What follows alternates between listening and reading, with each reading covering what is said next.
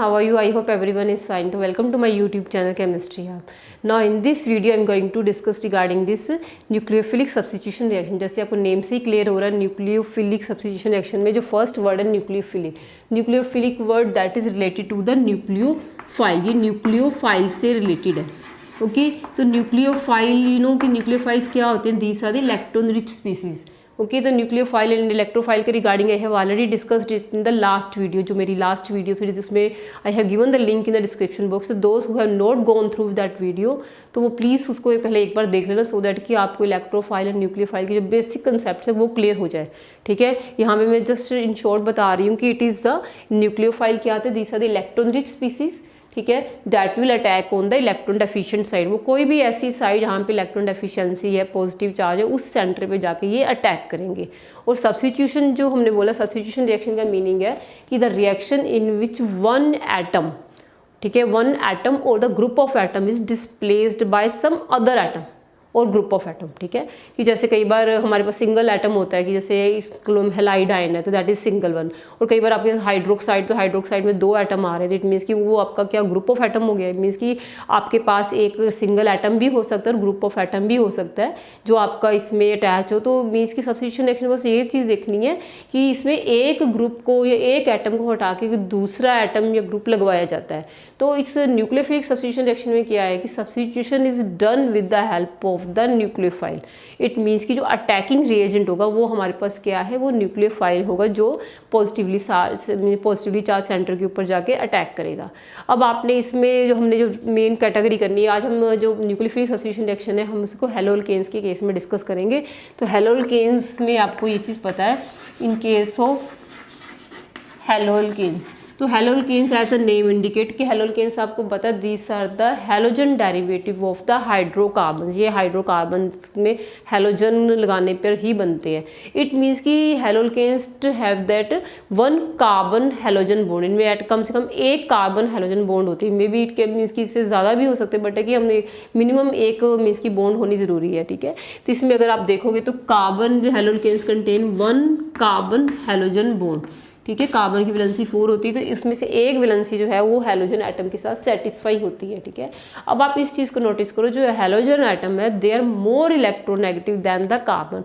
वो कार्बन के कंपैरेटिवली ज़्यादा इलेक्ट्रोनेगेटिव होते हैं. इलेक्ट्रोनेगेटिव इन द सेंस कि उनको इनकी इलेक्ट्रॉन को अट्रैक्ट करने की जो टेंडेंसी होती है that is more than that of the carbon. Carbon से थोड़ी ज़्यादा होती है. ठीक है, तो क्या होता है जो मीन्स की the two electron that is present the bond pair, ये जो बॉन्डिंग इलेक्ट्रॉन है, इस बॉन्ड में दो इलेक्ट्रॉन है तो they just shift toward this halogen atom. वो थोड़े हेलोजन एटम की तरफ शिफ्ट हो जाते हैं क्योंकि इसमें कोई कंप्लीट ट्रांसफर नहीं होता बिकॉज कि ये एक कोवलेंट बॉन्ड है. ठीक है, तो इसमें फिर क्या होता है, पार्शियल नेगेटिव चार्ज डेवलप हो जाएगा हेलोजन के ऊपर. ठीक है, just because of the electronegativity difference between carbon and halogen की एटम. अब आपको देखो अगर इसके ऊपर कार्बन इसकी नेगेटिव चार्ज डेवलप हो रहा है तो नो डाउट फिर इसके कार्बन के ऊपर क्या होगा. ठीक है, कार्बन के ऊपर क्या होगा, पॉजिटिव चार्ज डेवलप हो जाएगा. ठीक है, इट मीन्स की इलेक्ट्रॉन डेंसिटी जो हेलोजन के ऊपर इंक्रीज हो जाती है पर कार्बन के ऊपर इलेक्ट्रॉन डेफिशिएंसी और इलेक्ट्रॉन डेंसिटी थोड़ी कम हो गई है. तो इसमें इस हेलोअल्केन्स में due to the development of this positive and negative charge, दोनों पॉजिटिव नेगेटिव चार्ज डेवलप हो रहे हैं बिकॉज ऑफ दिस. ये जो कार्बन हेलोजन बॉन्ड है it is polar covalent bond. ठीक है, it is polar in nature. तो हमारी बॉन्ड कौन सी हो गई, पोलर कोवलेंट बॉन्ड. अब इसमें जो पोलर कोवलेंट बॉन्ड बनाने का रीज़न क्या है कि बिकॉज इसमें दो चीज़ें ऐसी हैं जिसके कारण इसमें पोलैरिटी डेवलप हो रही है. फर्स्ट इज़ दिस, एक तो आपको देखो ये जो हेलोजन एटम है this is a halogen atom. ठीक है, तो ये जो हेलोजन एटम है, ठीक है, जिस मीन्स की हेलोजन, ठीक है, halogen it is more electronegative. ठीक है, मोर इलेक्ट्रोनेगेटिव जो इसमें हेलोजन इलेक्ट्रो नेगेटिव हेलोजन. ठीक है, एक तो इसमें इलेक्ट्रोनेगेटिव हेलोजन प्रेजेंट है दैट पोलराइजेज दिस बॉन्ड. इसी के कारण ही ये बॉन्ड में पोलैरिटी डेवलप हुई है. और दूसरा हमारे पास क्या है कि it is having this carbon, ये जो कार्बन वाला पार्ट है this is electron, this is a positive centre. ये क्या है, पॉजिटिव सेंटर इसके ऊपर क्रिएट हो गया है. ठीक है, positive centre you can say this is a electron deficient, this is electron deficient side. ठीक है, अब आप देख सकते हो due to the presence of this electronegative halogen and positive electron centre, जो पॉजिटिव कार्बन सेंटर इसमें क्रिएट हो गए, इलेक्ट्रॉन डेफिशिएंट साइट क्रिएट हो गई है। हेलोजन्स आर वेरी रिएक्टिव, ठीक है, ये दे मीन्स कि they are the one of the reactive species. ये रिएक्टिव क्यों होते हैं? Just because of the presence of this polar covalent bond, इसमें जो पोलर कोवलेंट बॉन्ड है, and because of this reactivity this haloalkanes they are used in the synthesis of so many organic molecule, काफ़ी organic molecule जिसमें हम starting material haloalkanes को ही utilise करते हैं। So this is a very important synthetic tool for chemist कि वो इसको use करके काफ़ी न्यू कंपाउंड्स की सिंथेसिस भी कर सकते हैं, ठीक है। तो अब आपने नेक्स्ट देखना है कि इसमें मीन्स कि जब आप इसके रिएक्शन करवाओगे, जब भी ये जो हेलोल्केन्स हैं, ठीक है, अब हमने जो रिएक्शन डिस्कस करना है that is with the nucleophile. I think आपको ये पॉइंट क्लियर हो गया होगा। अब नेक्स्ट अगर आप इसको देखो, नेक्स्ट है जब भी कोई कार्बन हेलोल्केन्स में यू नो कि we are having this carbon halogen bond and positive centre इसके ऊपर है, ठीक है, and it is having 4 bonds, इसकी टोटल 4 बॉन्ड्स है। जब भी कोई हेलोल्केन का molecule when it come in contact with the nucleophile, जब भी कोई nucleophile that is stronger than that of halide ion, कि जो न्यूक्लियोफाइल इसके ऊपर अटैक करने आ रहा है वो जो हैलाइड आयन इसमें उससे ज़्यादा स्ट्रॉन्ग है, ठीक है।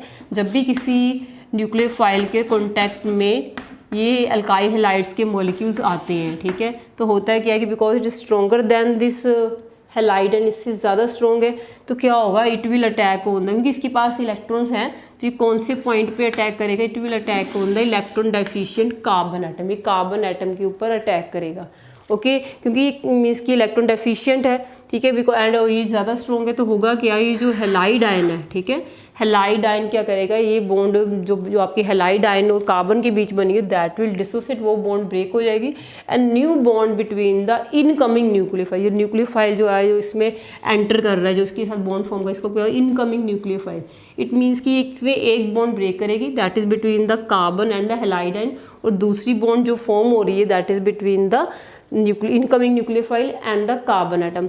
तो इस केस में जो फर्स्ट प्रोडक्ट हमारे पास बन के आएगा that is between this means की न्यूक्लियोफाइल, ठीक है, इसमें जिस केस में आपके पास कार्बन एंड न्यूक्लियोफाइल के बीच में न्यू बॉन्ड फॉर्मेशन हो रही है, और इसमें जो हैलोजन हैलाइड आयन है दैट विल बी सेपरेटेड, वो मीन्स कि इसमें से that will leave this molecule, ठीक है, और ये जो हैलाइड आयन होता है that take away its bond electron, जो बॉन्ड इलेक्ट्रॉन्स होते हैं वो उसको लेके सेपरेट हो जाते हैं, it just leave this organic molecule.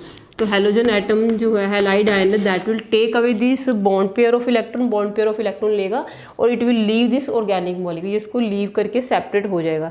इस वजह से आप देख सकते हो कि इन case of this organic means की और दिस न्यूक्लियोफिलिक सब्स्टिट्यूशन रिएक्शन, ये जो हमने रिएक्शन अभी डिस्कस किया है कि this nucleophile incoming nucleophile is displacing the halide ion from this organic substrate, जो हमारे पास सबस्ट्रेट अल्काइल हैलाइड का मॉलिक्यूल है इसमें halide ion is displaced by the nucleophile, ठीक है। तो दैट इज वाई इस टाइप के जो रिएक्शंस इनको हम क्या बोलते हैं, न्यूक्लियोफिलिक सब्स्टिट्यूशन रिएक्शन, जिसमें डिस्प्लेसमेंट किसकी हेल्प से हो रही है, न्यूक्लियोफाइल की हेल्प से हो रही है।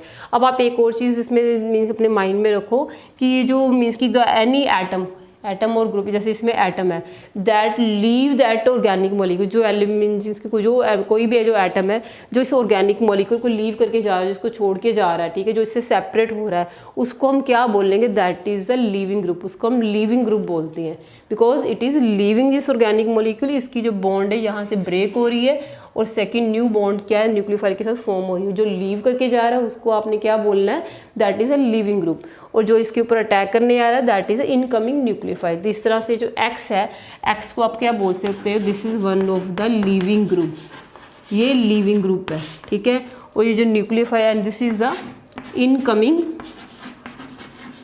न्यूक्लियोफाइल,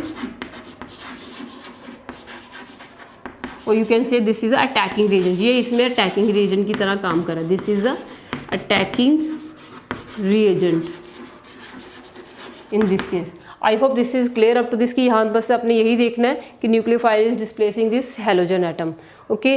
अब नेक्स्ट आपने ये देखना है कि मीन्स की जो हैलोजन एटम्स होते हैं they are not of the same nature, वो सारे हैलोजन एटम एक ही कैटेगरी के नहीं होते, एक ही नेचर के नहीं होते, you know we are having fluorine है, chlorine है, bromine, these are the different type of halogen atom. And now we will discuss कि how their means कि how their nature affect that rate of reaction, कि जो इनके nature है उसको कैसे इसकी रेट ऑफ रिएक्शन को इफेक्ट करता है. आई होप ये यहाँ तक आपको क्लियर हो गया होगा. नेक्स्ट हमारे फोकस ऑन दिस पॉइंट कि आपके हेलोल्केन्स के केस में क्या होता है कि इसमें जो कार्बन हेलोजन बॉन्ड है, ठीक है, कार्बन हेलोजन बॉन्ड में देयर इज एक्स जो है that is one of the living group. ठीक है, हेलोजन क्या होता है, लिविंग ग्रुप होता है, और जो न्यूक्लियोफाइल है that is a incoming nucleophile जो है दैट इज अटैकिंग रीजन. ठीक है, आपको ये चीज़ क्लियर है.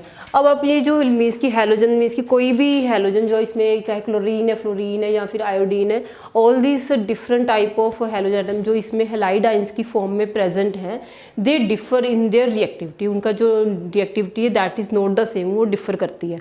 क्योंकि आपने ये चीज़ तो आपको क्लियर होनी चाहिए कि जब भी ये हेलोल्केन्स में न्यूक्लियोफिलिक सब्स्टिट्यूशन रिएक्शन होता है in the presence of this nucleophile, तो होता क्या है कि जो bond between carbon and halide ion that bond will break. ठीक है, जब ये बॉन्ड ब्रेक करेगी तो ये जो हेलोजन हैलाइड आयन है that will take away this electron और ये इसको लीव कर देता है. इट मीन्स कि the group or the atom that leaves और depart from this carbon bond, जो इसको तोड़ के चला जाता है उसको हम क्या बोलते हैं, लिविंग ग्रुप. ठीक है, वो हमारे पास एक लिविंग ग्रुप की तरह इसमें सेपरेट हो जाएगा, that is the leaving group. वो लिविंग ग्रुप आ जाता है. और बाकी जो आपके पास कंपाउंड बन के निकलता है वो आपको पता ही है, वो इसमें कौन सा कंपाउंड है, that is between the bond between the carbon and the nucleophile. वो ये न्यू कंपाउंड फॉर्मेशन होती है.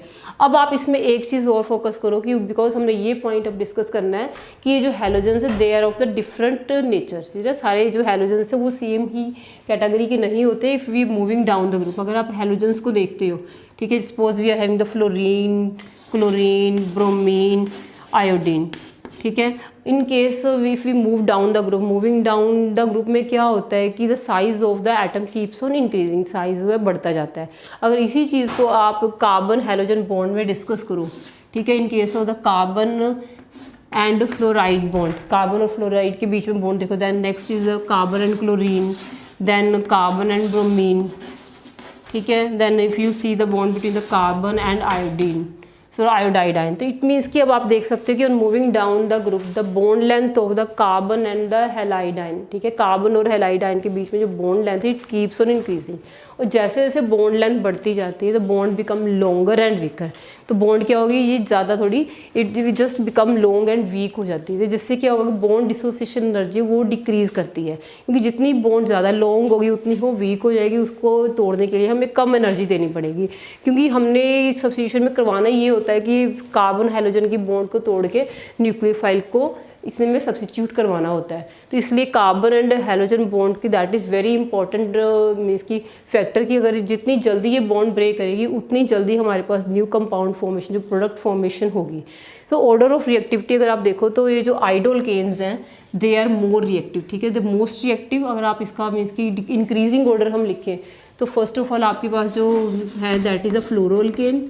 ठीक है, they are the less reactive. Then next आपके पास क्या आएगा, क्लोरोअल्केन्स, then next bromoalkanes, then we are having this idoalkane. It means कि idoalkanes they are most reactive toward the nucleophilic substitution reaction, क्योंकि इसमें जो आयोडाइड आयन है that is one of the best living group.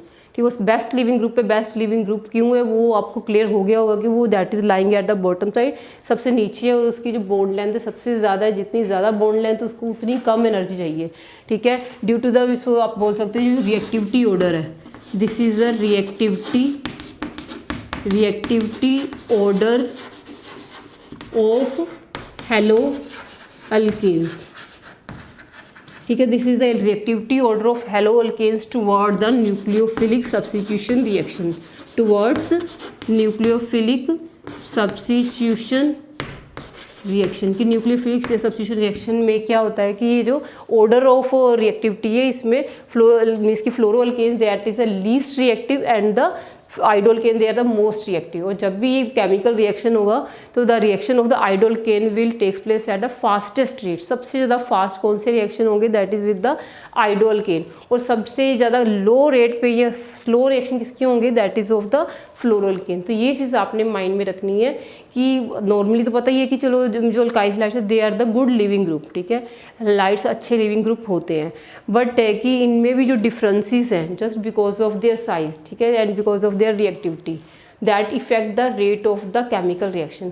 So better the leaving group, जितनी ज़्यादा better leaving group होगा faster will be the rate of the reaction, उतना ही ज़्यादा वो जो रेट ऑफ द रिएक्शन वो फास्ट होगी। इस चीज़ को आपने माइंड में रखना है कि बेटर द लिविंग ग्रुप, जितना बेटर लिविंग ग्रुप होगा, better the leaving group faster